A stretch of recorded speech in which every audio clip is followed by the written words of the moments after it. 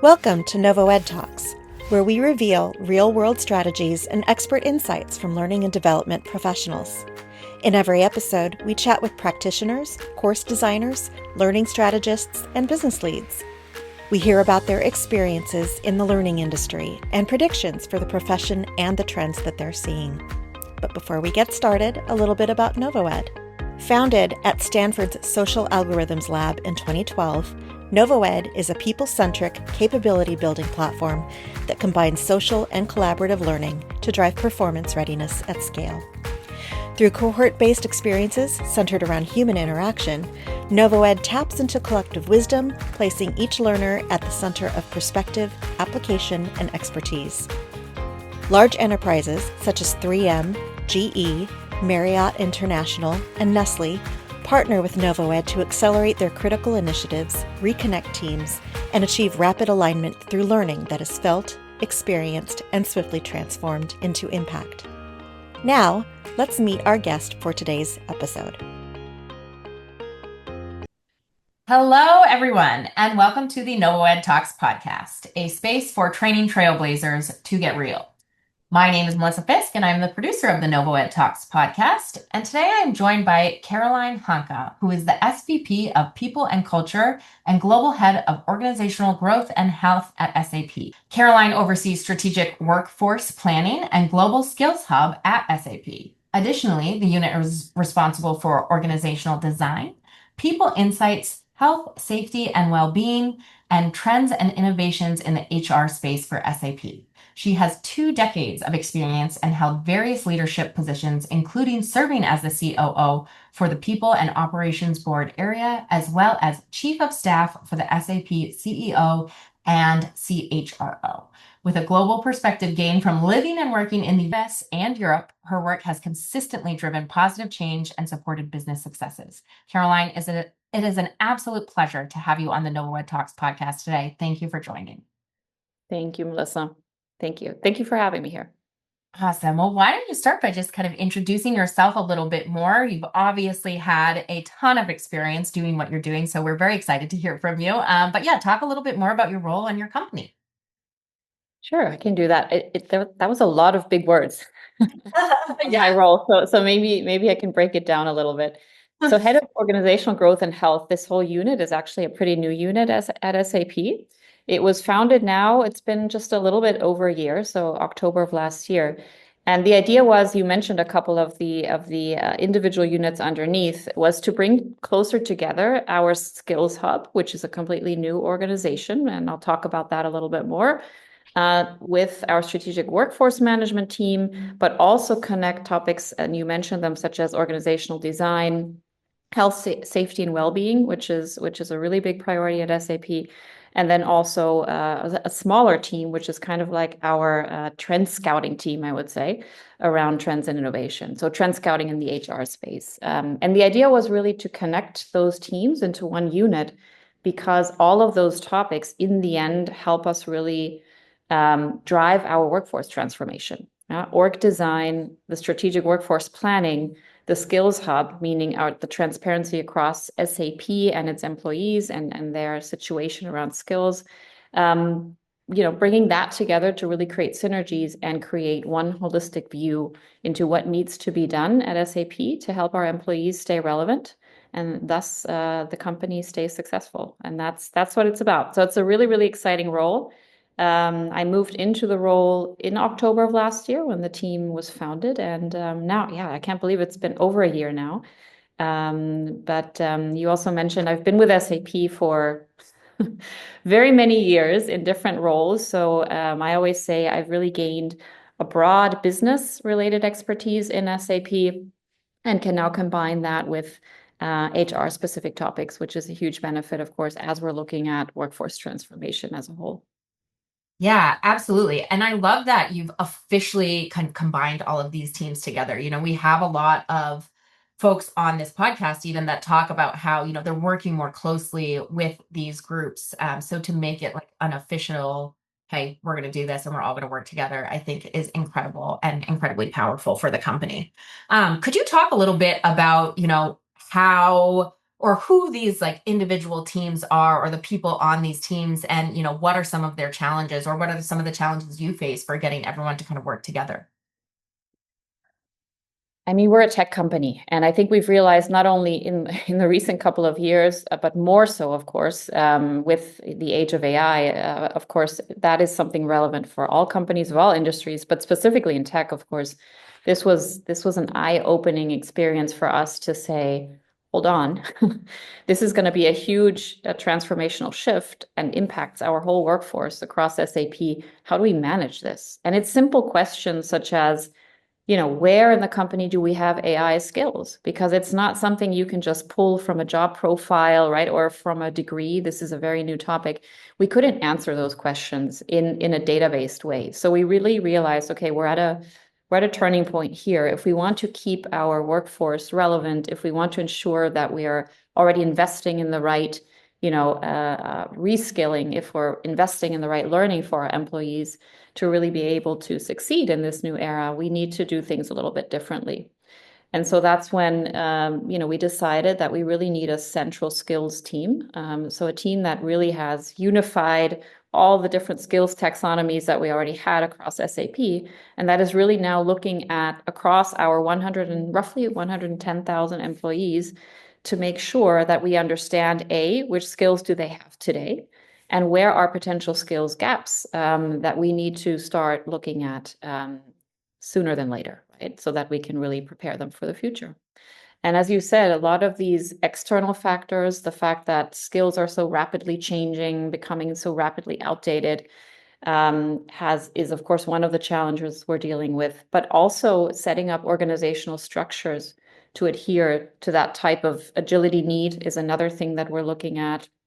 And then, of course, connecting all of those inputs into our strategic workforce plan with I would say, more than 1 year outlook, right? Really going into more of a strategic outlook, because these topics take time, right? Reskilling takes time. It's not something you can do overnight. So we really saw the need on the one side to adhere to this quick pace, but at the other side, also take a more strategic look into the future to make sure that we're prepared. So that's kind of what has come together in this team.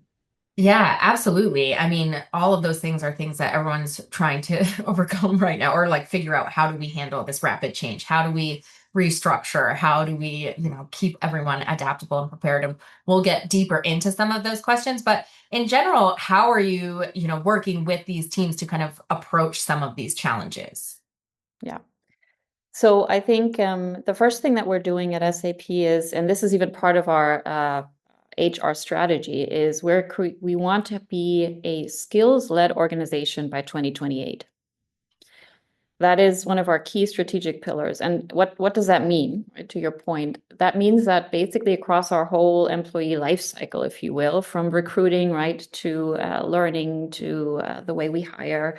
I mentioned recruiting already, but also to the way we, for example, do strategic workforce planning. We want to move from a pure job profile degree type of view to a skills view, and really infuse those skills into all of those processes. And basically, it's a three-step approach. We're currently creating the foundation at SAP. That means centralized, holistic skills taxonomy, which is our single source of truth. And we're modernizing our complete global job architecture, meaning that for all of our 110 employees, we're double checking, are all of the job profiles that we have today still up to date? We're simplifying the job architecture. We've reduced by roughly 50% of profiles. But we're also making sure that they're, up to par, meaning new roles such as, AI, for example, related roles are also included into our architecture. And we're now double checking the assignment of all our employees to those new job profiles. And with that foundation, we will then basically use our own technology, which is our own SuccessFactors solution, SAP solution, which has an amazing skills-based application, which is called the Growth Portfolio. And we will go live with that growth portfolio in 2026 across all of our employees.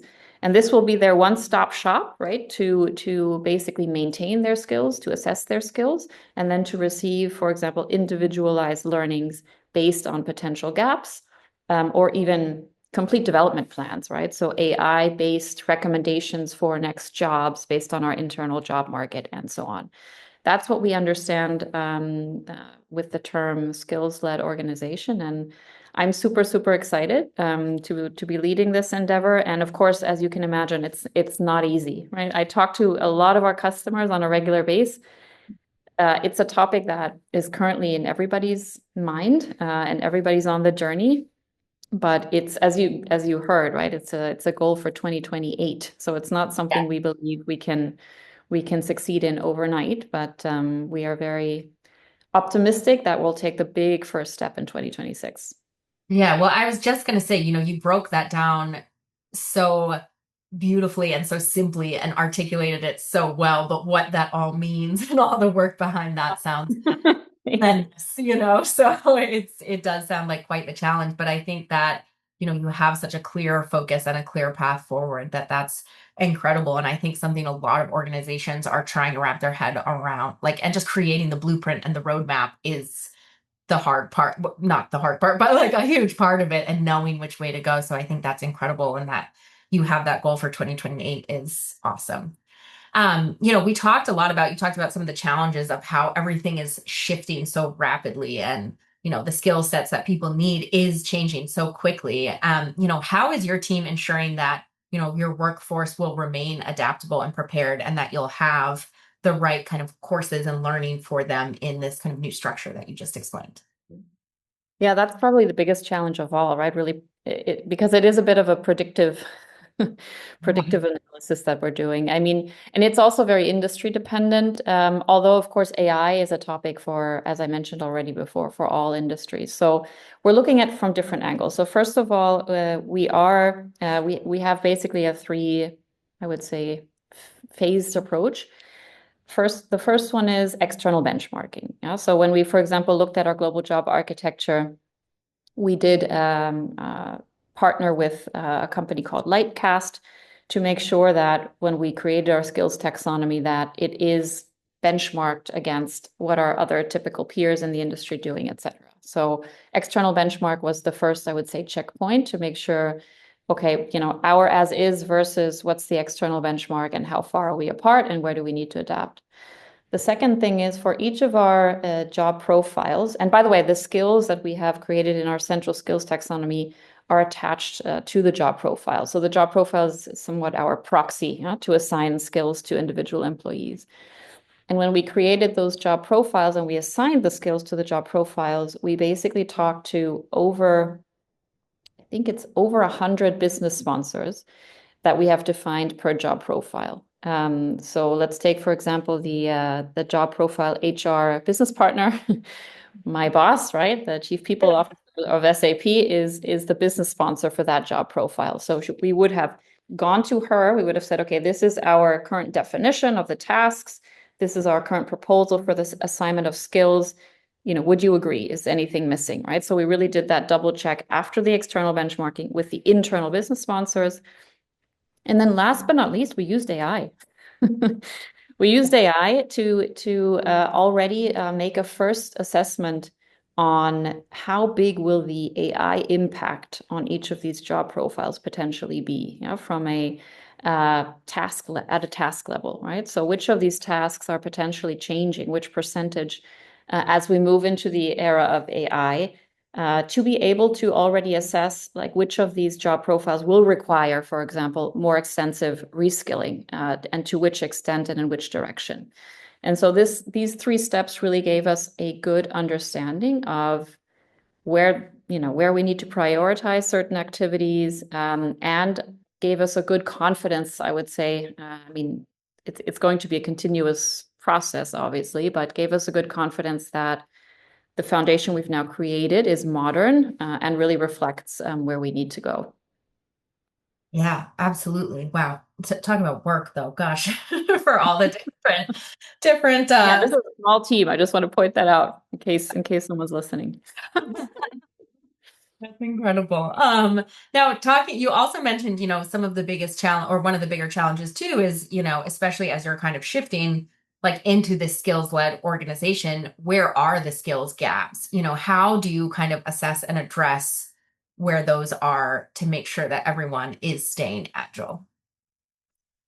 And this is an interesting question. Of course, the skills gaps that we identify at an individual level, once we have our technology in place, will basically be between, what do we think, at which proficiency level should a certain job profile be, versus where does the individual employee assess him or herself to be, right? And that's the individual skill gap. Of course, at a company level, you can then aggregate that information to really highlight, as part of your strategic workforce management, what are the I don't know, 5 biggest skills gaps that we currently see. So there's different levels, of course, of that gap analysis.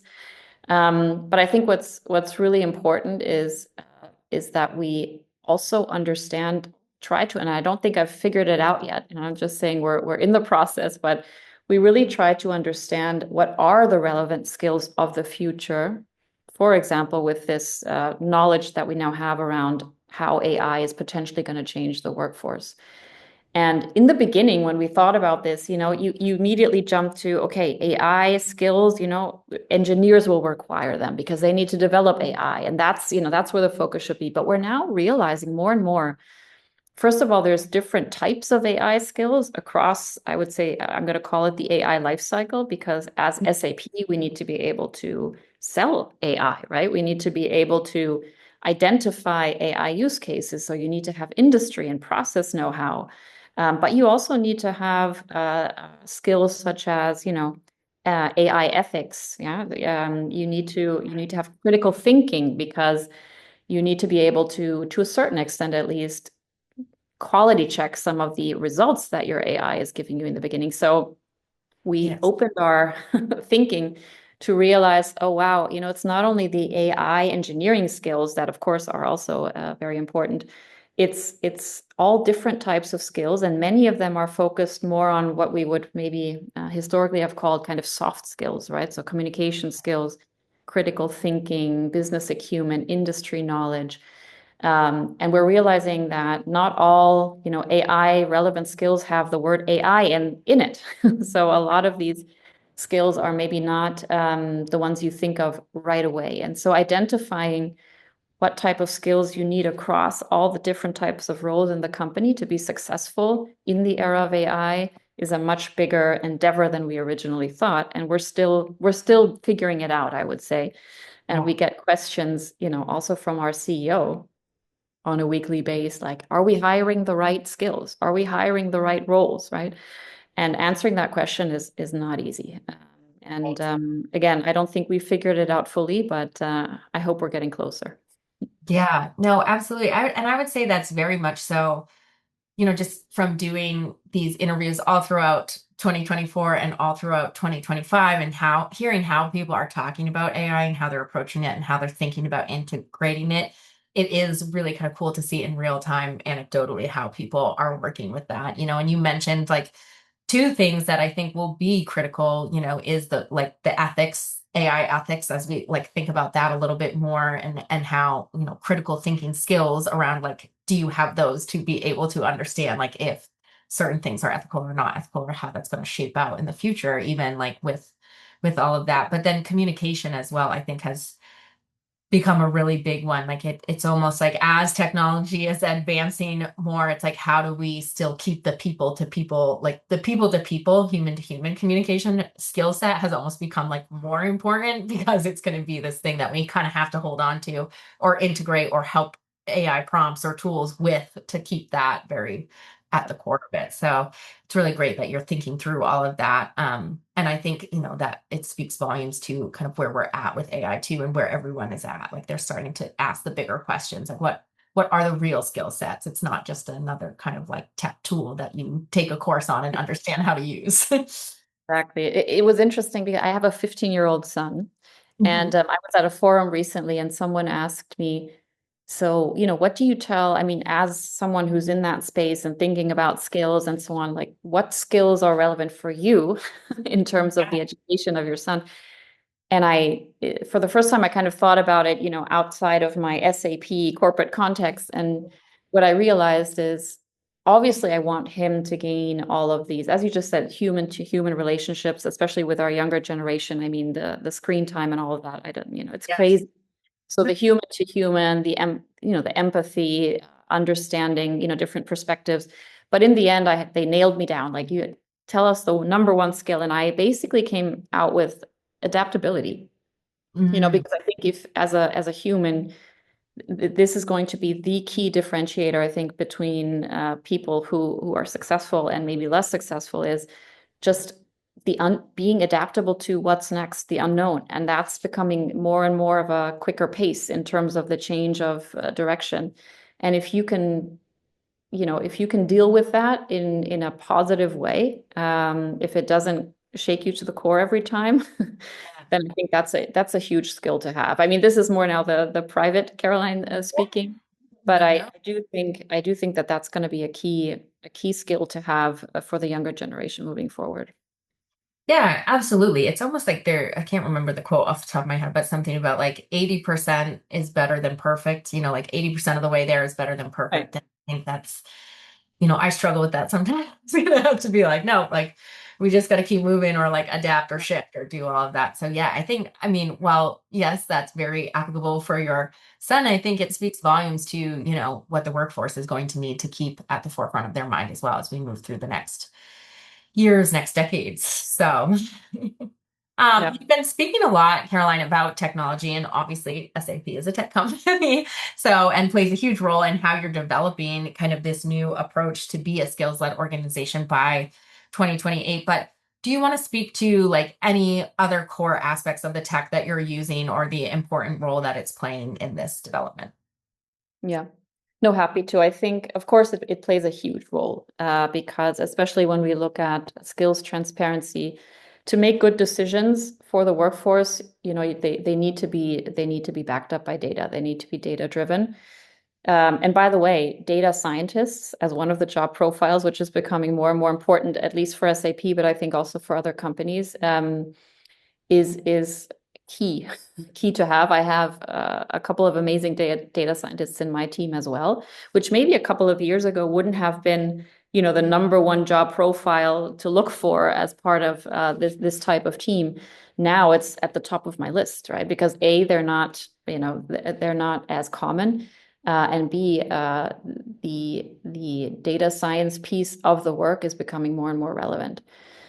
As you mentioned, as a tech company, of course, and I already highlighted it, we're using our own product, which is SAP SuccessFactors, which probably a lot of people out there know, to basically move our skills-led organization forward. It's an extremely important part because right now, as I mentioned, if you have skills taxonomies all across the organization, if you have data in different systems in different places, you can't aggregate them at the corporate level, and so you can't get to that strategic level of decision making that you need to do. And yeah, I'm super happy that we have the opportunity now as kind of customer zero to move forward with our growth portfolio, which is basically going to be, so an employee gets into the office in the morning and he or she will open up their SuccessFactors success maps screen, and they will open up their growth portfolio screen, and it's actually beautiful. Whoever's interested in a demo, I'm happy to walk you through. You will basically see all of your skills, and at the top of the screen, depending on the release, but at the top of the screen, you will see your individual learning recommendations, right, for that day. And learning at SAP, we take extremely serious, right? We have a guideline that we want our employees to spend 15% of their time on learning, which is, of course, not a hard guideline. It's not something we track, but it's basically a recommendation that we want our managers also to make possible and to highlight. And when we say learning, as you probably know, I'm not talking about, classroom learning. I'm talking about on-the-job trainings, coachings, snippets of learning. Our learning team, which sits in a neighboring team of mine, they are, of course, also working on how can we better integrate learning into, the daily work of employees, because it's very hard for our employees to take out a full day or even a couple of hours of their day on a regular basis. So having that all on one screen, and then even from there being able to say, okay, what is my next like career step? And then have, AI generated recommendations for potential roles and postings that are out there. And what is the skills gap for me, Caroline, to get to that next step? And then I can already get the recommended learnings. Like it's a closed loop. Yeah. I think employee development at SAP will be revolutionized with this technology, in my opinion, from what I can see so far. Getting it up and running with all the necessary data is going to be quite a undertaking. But I'm really excited for that. I think that's brilliant and such a powerful tool because I mean, that's a lot of times, right now, especially, there's so much you could go out there and learn, and it's like, what do I need? Like, I don't even know, like, what should I be paying attention to? And like, not having that attachment to like the skill. It's just, like, okay, how do I learn AI? And it's like, maybe that's not what you actually like. You don't need to learn AI per se. You need to learn this skill set a little bit more. And here's some learnings on that. So I think having visibility into that too makes people want to learn more, right? And be like, oh, okay, like I see that like I'm lacking in this area or whatever, so I can do this and I want to do that because I want to get better at that. So I think visibility is huge. And I forgot to mention that the People Insights team is also in my organization, so we conduct the employee survey, just so that my dearest colleague Christian Liebig doesn't feel left out.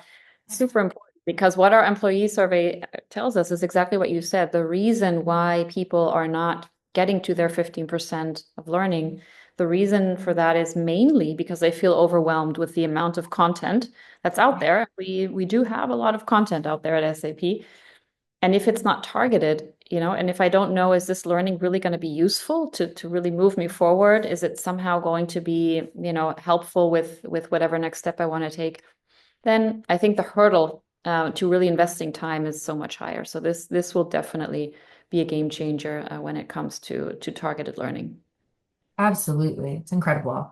Caroline, to close on a positive note, what is the most important lesson that you've learned on your journey that you pass on to someone just starting out on theirs? This is not skills related. I do a lot of mentoring and I really, really enjoy that. The one thing I always say is, and maybe I'm more from the school of like adaptive leadership when I say this, but I think there is no number one leadership skill that everybody needs to have. I think what's important is that you are authentic and you don't listen too much to, you should be this way or you have to be this way. I can tell you from my own experience that I got a lot of, well-meant recommendations along my way. And as soon as you try to apply something that doesn't feel natural, it doesn't land. That's number one. So be authentic, but be clear. I think clarity is one of the most important aspects of leadership. Being clear in your intentions, being clear in what you expect, being clear in how everyone can contribute to a certain goal is extremely important. It doesn't necessarily have to do with a certain style, but I think clarity is an extremely important behavioral aspect. And then I think what's also really, really important is that every human is different. I see this in my team. I have an amazing team of direct reports, but all of them require, a certain difference in the way that I interact with them because, they're different human beings. And for some humans, it's very important to be crystal clear down to the last detail of what I expect. And for others, they enjoy more of a little bit of freedom and empowerment. And I think understanding that, getting to know them as humans and their needs is an extremely important piece as well. So again, I'm not saying I figured that one out entirely either, but I try at least to really also build relationships with my team, and in that way get to know their needs better. That's an absolutely beautiful note, Caroline. Thank you so much. I feel like that's applicable not only to, workforce relationships, your career, but also just, how you interact with other people out in the world, which is so important that we're constantly kind of thinking about that. But I really especially love the note about authenticity. So that can be really hard to do, especially in today's world with so many other influences telling you to do this or be this or whatnot. So thank you so much for sharing that, Caroline. It's been an absolute pleasure having you on the podcast today. I can only give that back to you. It was a huge, really nice opportunity, and thank you for this great interview. It was fun. Awesome. Thank you so much for the kind words, and thank you to our listeners for tuning in to another episode of NovoED Talks.